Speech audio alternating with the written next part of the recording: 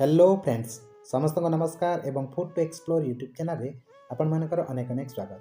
तो फ्रेंड्स आज आम तैयारी करबा सिझा अंडारू तैयारी दुईटी इंस्टांट एग स्नैक्स रेसिपी जार ना होची क्रिस्पी एग रोल एवं एग अनियन पकोड़ा। तो आशा करुच्ची ये वीडियोटी आपण मानकु भल लागिवो।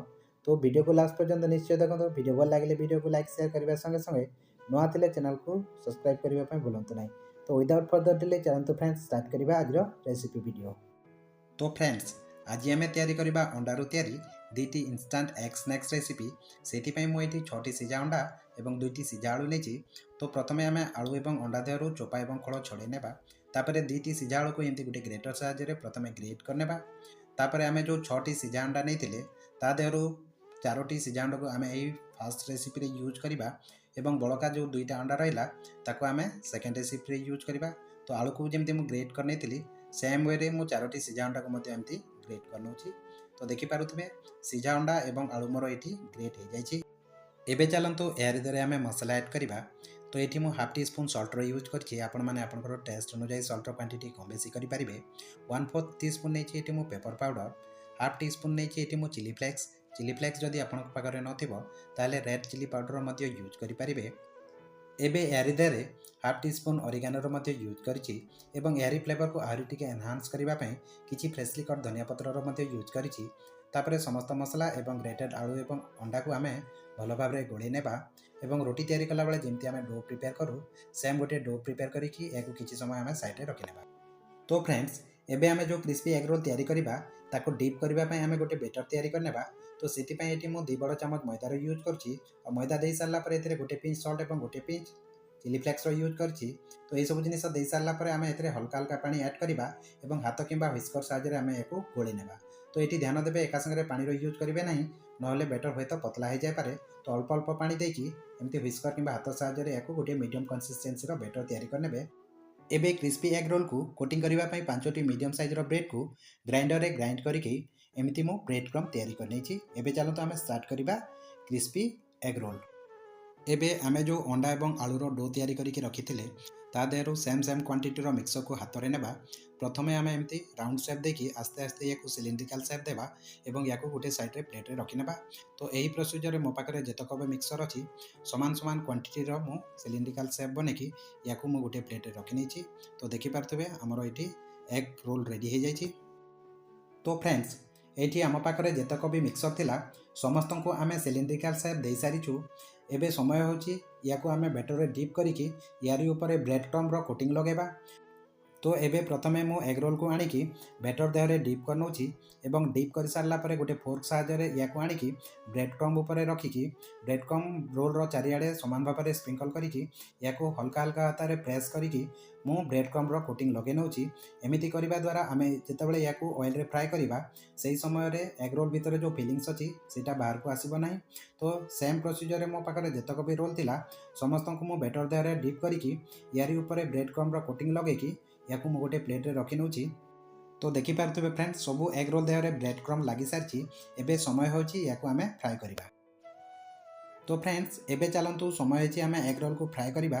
सेति पई मु एठी गोटे कढ़ाई रे तेल नेछि एवं तेल को प्रथमे आमे मीडियम हीट रे गरम करनेबा। गैस रो फ्लेम को एई समय रे लो रु मीडियम रे ही रखिबे। तापरे गोटी गोटी करी जेतक एग रोल एका संगे कढ़ाई रे एडजस्ट होई परिबो समस्त को मु कढ़ाई देहरे ऐड कर नौछि एवं याकू प्रथमे पाखापाखि 1 रु 1.5 मिनिट पर्यंत तेल रे सेट हेबा पई छाडी नेबा।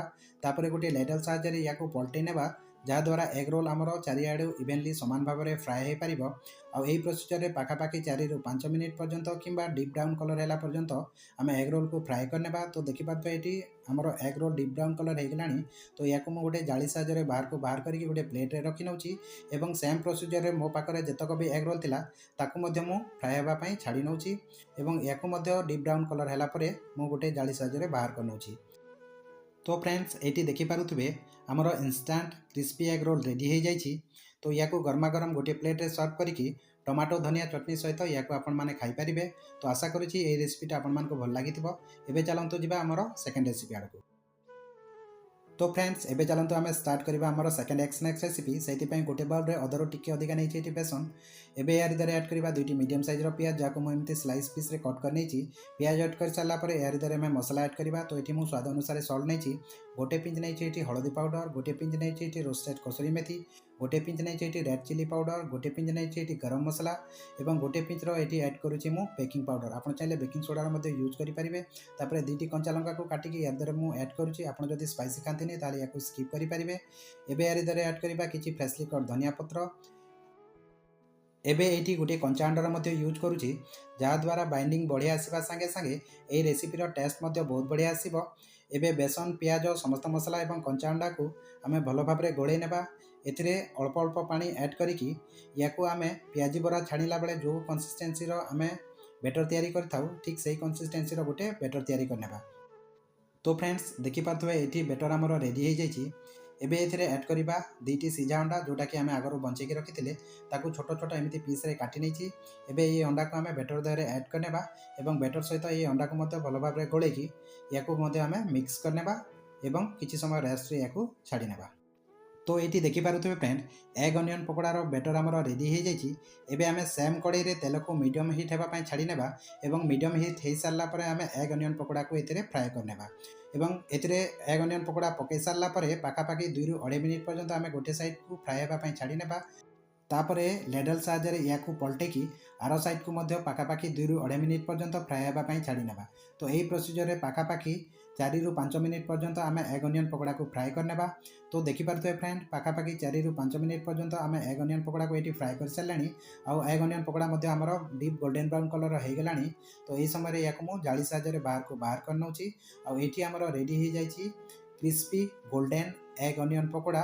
तो आशा करुच्ची यही रेसिपीटा भी आपण मानक बहुत भल लगी। जदि आज यही 2टी एग स्नैक्स रेसिपीर वीडियो आपण मानक भल लगी थाए तो वीडियो को लाइक शेयर करने संगे संगे चैनल नुआ थे चैनल को सब्सक्राइब करने भूलें नहीं। तो रोचे फ्रेंड देखा पुणी गोटे नेक्स्ट वीडियो रे।